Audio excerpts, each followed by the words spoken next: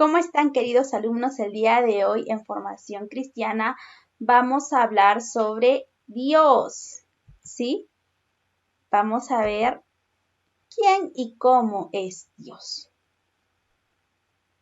Bien, primero vamos a analizar este videíto, chicos.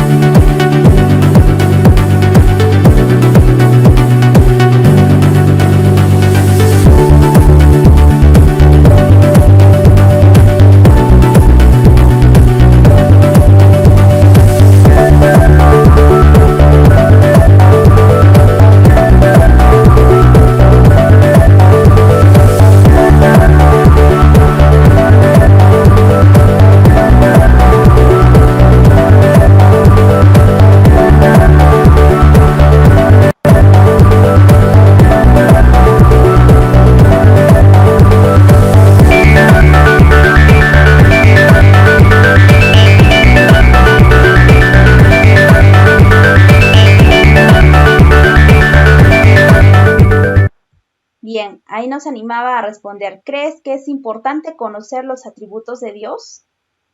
Yo pienso que es muy importante para saber quién es nuestro Dios, ¿sí o no? Entonces, ¿quién y cómo es Dios? Esto vas a copiar al cuaderno, ahí lo dice. Lo primero que debemos saber es que Dios es espíritu, ¿ya? Y esta es la cita bíblica, ¿sí? El texto para aprender. Pero sin fe es imposible agradar a Dios, porque es necesario que el que se acerca a Él crea que existe y que es galardonador de los que le buscan. O sea, ¿cómo vas a creer en Dios si no tienes fe en Dios? O sea, la única manera en la que tú puedes creer en Dios es que tengas fe en Él. Pues todos los que dicen, digamos, ay Dios mío, ayúdame, por favor, es que tú tienes fe en Él. Sabes de Él. ¿Por qué tú tienes fe? ¿Por qué te digo que es fe? Por lo siguiente, porque sin mirarlo, sin tocarlo, tú crees en Él. ¿Entiendes? Entonces es eso, Dios es espíritu, no lo vas a poder tocar, no lo vas a poder agarrar, escúchame, pero sí lo vas a poder sentir. Ya, es como el viento, o sea, no lo puedes tocar, ¿no? Ya, pero sí lo puedes sentir. Entonces, Dios es espíritu. Vamos a ver entonces, todos vayan a sus guías de formación cristiana, o si no tienes la guía, te he enviado también en PDF el tema. Estudien por favor de los PDFs porque me he dado la sorpresa que lo que te dije que buscaras para poder estudiar en el examen lo has copiado. Entonces no se trataba de copiar del internet, sino de sacar de tu libro. En tu libro están las citas para aprender. ¿Ya? Y entonces vamos a desarrollar las 3 primeras páginas de este tema y las que faltan tú las vas a resolver en casa. Ahora dice, ¿cómo es Dios? La Biblia nos enseña de manera clara y contundente cómo es Dios. Dios es eterno. Esa es la primera. ¿Sí? Dice que significa que ha existido siempre y que existirá siempre. Es el alfa, el omega, el principio y el fin. Ya, reconoce que la idea de eternidad no la entiendes demasiado bien. ¿Por qué? Porque nosotros somos finitos, ¿sí? Vamos a tener un fin. Y lo que vemos en el mundo físico es finito. Casi todo tiene un fin. Tú ves tu pancito y de ahí te lo comes, ya está. Su fin del pancito, ¿sí? Pero estamos hablando que del mundo espiritual, y el mundo espiritual todo es eterno, ¿sí? En Salmos 92 dice lo siguiente, Dios es antes de que nacieran los montes, ¿sí? Y se formara la tierra. Eso tienes que completar, ¿sí? Antes de que nacieran los montes y se formara la tierra. Y el mundo. Y también dice, por los siglos de los siglos. ¿Sí? Va a ser siempre Dios. O sea, ¿qué quiere decir? Que Dios antes de que se formara todo ya estaba y siempre va a estar. Ahora dice, en el principio era el verbo. Ya, en el principio era el verbo. En Hebreos 9:14 dice, ¿a quién se refiere aquí cuando dice Espíritu Eterno? ¿Quién es el Espíritu Eterno? Es Dios. Significa que nuestras nociones del tiempo no son aplicables para Dios. O sea, para nosotros un tiempo tenemos 1 minuto 60 segundos, entonces un día 24 horas, sí, un año 365 días. Para Dios es muy diferente, ¿ya? En 2 de Pedro 3:8 dice lo siguiente, para el Señor un día es como 1000 años y 1000 años es como un día, ¿ya? En Habacuc 3:2 dice, aviva tu obra en medio de los tiempos, en medio de los tiempos. En Salmo 102:27 dice lo siguiente, pero tú eres el mismo y tus años no se acabarán, nunca, ¿entiendes? Va a seguir siendo nuestro Dios, como siempre. Ahora dice, dice Jesucristo es el mismo ayer, hoy y por los siglos. O sea, no ha cambiado. Jesús sigue siendo el mismo. Significa que Dios obra en todos los tiempos. ¿Ya, chicos? Ahora mismo está obrando en tu familia, está obrando en tu corazón. Tú no lo puedes ver, tú no puedes saber qué está haciendo. Sí, está ahí contigo. ¿Ya? Dios es omnisciente, conoce todo. ¿Ya? Primero hemos visto que Dios es eterno. 1. 2. Dios es omnisciente. Sabe todo lo que piensas. Por eso tienes que tener mucho cuidado con lo que estás pensando. Ahora entendemos que sabes todas las cosas. O sea, Dios sabe todas las cosas. ¿Ya? Significa que Dios conoce absolutamente todo, lo presente, lo pasado y lo futuro. Tu fin, todo sabe. Entonces, ¿por qué Dios nos da otra oportunidad, no? O sea, ¿por qué Dios, si sabe nuestro futuro, entonces, ¿para qué ha muerto? ¿Qué tal vamos a seguir pecando? Es que dice que nosotros tenemos 1, 2, hasta 3 futuros. O sea, tenemos, por ejemplo, un futuro donde tú terminas bien, ¿no? Te vas al cielo, otro futuro donde, no, tú te puedes ir al infierno, ¿no? Otro futuro donde puedes ser tú profesional, otro futuro donde no. Entonces, hay varios futuros que tú tienes y tú eliges uno de ellos. Ya tú eliges uno de ellos. Ya es tu decisión porque Dios nos ha dado libre albedrío. Significa que Dios conoce, dice absolutamente todo. Lo presente, lo pasado y lo futuro también. Dios conoce todo de nosotros. Significa que Dios conoce hasta lo más profundo de nuestras vidas. Lo que a nadie se lo has contado, Dios sí lo sabe. Pero tú eres el mismo. Eso dice en Salmo 102:27. Dios no cambia, ¿ya? Dios es inmutable, no va a cambiar. Entonces, primero hemos visto que Dios es eterno. Dios es omnisciente, todo lo conoce. Dios es omnipresente, está en todas partes, es la tercera, omnipresente. En Salmos 39, del 7 al 10 significa que está en cada uno de sus hijos. Nosotros somos hijitos y en cada uno está. En Mateo 18:20 dice, Dios está presente cuando nos reunimos en su nombre. Y aquí yo estoy con vosotros todos los días hasta el fin del mundo. Ya nunca pienses que no está Dios a tu lado, que te ha abandonado. Él siempre está contigo. Dios es, ahora mira, eterno, omnipresente, omnisciente y es todopoderoso. O sea, es fuerte, ¿ya? Dios lo puede todo. Todo. Para nada. Dios no hay nada imposible, ¿sí? Todo es posible para Dios. Bien. Ahora, toda potestad me es dada en el cielo y en la tierra. Eso dice Mateo 28:18. Entonces, Dios tiene toda la potestad acá en la tierra. Tú puedes pedirle lo que necesites y Él te lo va a dar. Pero a pesar de su poder, no todo lo que pasa es producto de su acción. Dios deja que las criaturas, dice, deja, ¿no?, a sus criaturas una responsabilidad de acción real. Dios no produce el mal, ya no creas que Dios haya, ¿por qué Dios no interviene, no?, cuando le han hecho daño a esa niña? Porque Él a veces está esperando que nosotros hagamos algo por ello y no lo hacemos. Por ejemplo, ¿no?, ¿por qué le pasan cosas a una niña, no sé?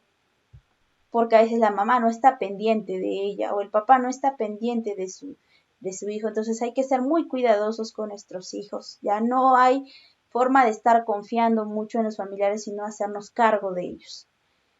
Y Dios está esperando que tú cumplas tu rol. Ya Él no quiere que nos pase nada malo. No pienses, o sea, nada malo proviene de Dios. Entonces, dice en Santiago 1, 13, 14, ¿Dios tienta a alguien? No, Dios no tienta a nadie. ¿De quién viene la tentación? Dice, de nuestra propia concupiscencia, de nuestros propios pensamientos empieza a venir la tentación. ¿Tú ves algo? ¿Ves que las chicas están sacando fotos cada vez con menos ropa? Y tú empiezas a pensar y dices, ¿y qué tal? ¿Cómo me vería yo, no? Con un topsito más chiquito y me saco una foto, ¿qué van a opinar? ¿Cuántos likes me van a dar? Entonces, en ti se crea primero la tentación, en tus pensamientos. Ahora, Dios es espíritu, ya vamos a ver 5, ¿no? Era eterno, omnisciente, omnipresente, omnipotente y también es espíritu. En Juan 4:24 dice, Dios es espíritu. Entonces, ¿cómo debemos adorar a Dios? Nosotros debemos adorar a Dios en espíritu y en verdad, siendo verdaderos. Significa también que la materia no es esencial para manifestar a Dios, aunque en ocasiones Dios mismo se manifestó por medio de materia en la época del Antiguo Testamento. O sea, cuando nos remontamos un poco a Abraham, a Moisés, vamos a ver que Dios, siendo espíritu, se presentó en forma de materia. Por ejemplo, en Génesis 18, del 1 al 2, dice que Dios se aparece como 3 personas. ¿Ya? En Éxodo 3:2, Dios aparece como fuego cuando Moisés está hablando y empieza, ¿no?, a salir una voz, ¿no? Y estaba ahí quemándose, había un poco de fuego y de ese fuego salió una voz. En Éxodo 3, el 21 al 22, dice que también Dios se presentó como una columna de nube. En Jueces 6, al 11 al 12, Dios se presentó como un ángel. En Primera de Reyes 19, de 2 al 13, Dios se presentó como un silbo, como un sonido apacible, así como un vientito bien bonito. En Isaías 6:1, Dios se presentó sentado sobre su trono. Y en Juan 1:14 como un hombre, ¿no? Jesús. Ahora, Dios es justo y misericordioso. Ese es el número 6. Esa es otra característica de Dios. Hacer justicia es dar a cada uno lo que se merece. Hacer misericordia es tener compasión. La justicia de Dios y su gran misericordia se complementan, ya que sin misericordia la justicia sería implacable y sin justicia la misericordia sería una indulgencia hacia el pecado. Significa que Dios es juez de las acciones del hombre. ¿Ya? Dios ama, dice, la justicia. Y el juicio de la misericordia de Jehová está llena la tierra. O sea, Dios tiene misericordia de nosotros. Mandó a su Hijo a morir por nosotros porque nos amaba. ¿Entiendes? Y es un Dios justo. En Salmo 103:6 dice, Jehová es el que hace justicia y derecho a los que padecen violencia. Entonces no te preocupes, no estés pensando en cómo vengarte de alguien que ha hecho daño a tu mamá o a ti, no sé. Dios es nuestra justicia, ¿entiendes? Déjaselo en manos de Dios. Significa que Dios hace justicia y tiene misericordia. O sea, nos ve como personas indefensas. Es como cuando tú ves, te sientes triste, digamos, por una persona que está pidiendo limosna y tú quieres ayudarlo. O sea, tienes misericordia de esa persona y Dios tiene misericordia de nosotros todo el tiempo. Cada vez que pecamos, Él dice, pero es mi hijito, ¿no? O sea, ¿por qué está pecando? Entonces, Salmos 3:8, misericordioso y clemente es Jehová, tardo para la ira y grande en misericordia. O sea, para enojarse demora mucho. Tal vez pocos somos como Él, o sea, deberíamos de ser como Él porque somos a su imagen y semejanza, pero sin embargo nos enojamos muy rápido y no tenemos misericordia, juzgamos nomás, no, esa persona, sí, ese borracho de la esquina, siempre para tomando, pero no sabemos por qué toma esa persona, porque no tenemos misericordia de Él.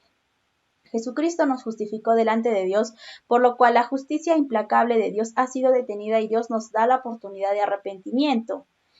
Bien, vamos a ver. Primero dijimos, Dios, ¿cómo era? Era eterno, omnisciente, omnipresente, omnipotente, espíritu, justo y misericordioso. Y ahora Dios es santo. Santo significa separado, puesto aparte. Dios se diferencia radicalmente de los pecadores. Significa que Dios y los pecadores no podían estar juntos, por eso solo el sumo sacerdote podía acercarse una vez al año, después de haberse purificado al lugar santísimo, donde estaba la presencia de Dios, y que los sacrificios debían ser sin mancha. Entonces, ¿cómo tenían que ser las ofrendas? Sin defecto. Tenían que ser perfectos. Los chicos perfectos. Ahora, en Samuel 6:19 dice, estaba prohibido mirar y tocar el arca, pero no lo respetaron. Les dijo, no toquen el arca. Sin embargo, ellos lo tocaron. ¿Y qué les pasó? Murieron por desobedientes.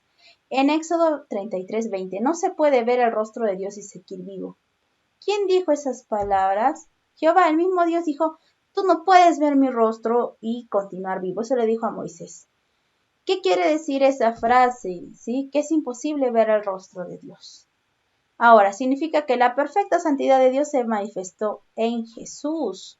En Hebreos 9:22 dice, ¿cómo es la remisión o perdón de pecados? Ya mira, Jesús es santo, ¿no? Él no cometió ningún pecado, sin embargo fue a la cruz por nuestra culpa.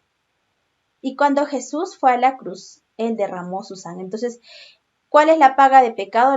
La paga de pecado es la muerte. ¿Y cómo es que nos redimieron, nos perdonaron? Mediante la sangre. ¿De quién? De Jesús. Significa que Jesús nos purificó con su sangre. ¿Quién murió por nosotros y derramó su sangre? Ya dijimos, Jesús. En primera de Pedro 1:15 dice, como aquel que os llamó es santo, sed también nosotros santos en vuestra manera de vivir. O sea, Dios es santo, entonces nosotros ¿cómo deberíamos de ser? También así, tratar de imitarlo. Significa que somos llamados a ser santos, ¿sí? Ahora, ya hemos visto. Primero, Dios es eterno, Dios es omnipresente, omnipotente, omnisciente, es espíritu, es misericordioso, ¿no? Hace justicia. ¿Qué más dijimos? Dios es santo. Ahora Dios es amor, ya vamos 8. Significa la cualidad más perfecta de Dios y de los hombres. En primera de Juan 4:8 dice, ¿qué le pasa al que no ama?